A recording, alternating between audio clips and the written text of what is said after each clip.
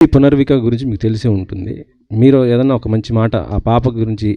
అదేనండి, నేను యాక్చువల్గా నిన్న వాళ్ళొక నంబర్ పెట్టారు.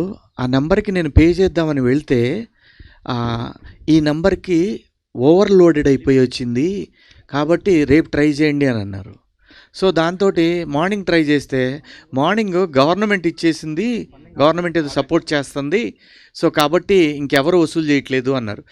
నిజాయితీగా నేను వెళ్ళానండి. నా దగ్గర ఫెయిల్ అయిన అవి ఉంటాయి, మనకి ఫోన్పేలో వాటిలో ఫెయిల్ అయిన ఇవి వస్తాయి. సో ఏదైనా సరే మానవత్వం బతికే ఉంది.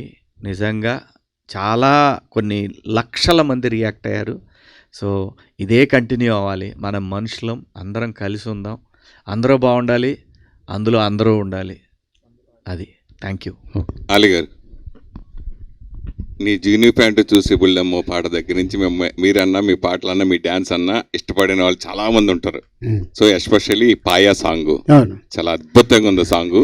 సో ఆ సాంగ్ ఫస్ట్ విన్నప్పుడు మీకు ఎలా అనిపించింది? అలాగే నిర్మాత బండ్ల గణేష్ చేత డ్యాన్స్ చేయించడం ఒకటైతే, దాంట్లో లిరికల్గా చంద్రబాబు నాయుడు గారి గురించి, మన పవర్ స్టార్ పవన్ కళ్యాణ్ గురించి, వీళ్ళందరి గురించి లిరికల్గా ఉన్నప్పుడు పాట విన్నప్పుడు మీ ఫీలింగ్ ఏంటి? యాక్చువల్గా ఆ పాట తీసుకొచ్చింది నేనే. సో అదే అది చెప్పారులే. ఎస్. అయితే అది ఇక్కడ మనం హిందీలో కాకుండా తెలుగులో దాన్ని తెలంగాణ యాసలో దాన్ని పాట చేసి చేయడం జరిగింది.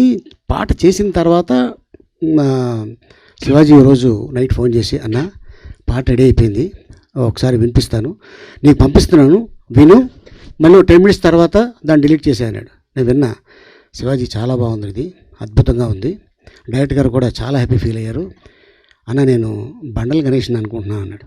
ఒకసారి నువ్వు డైరెక్ట్గా వెళ్ళు అనగానే తను వెళ్ళటం, చెప్పటం, ఒక డేట్ ఇచ్చాడు. ఆ డేట్లో తనకేదో ప్రాబ్లం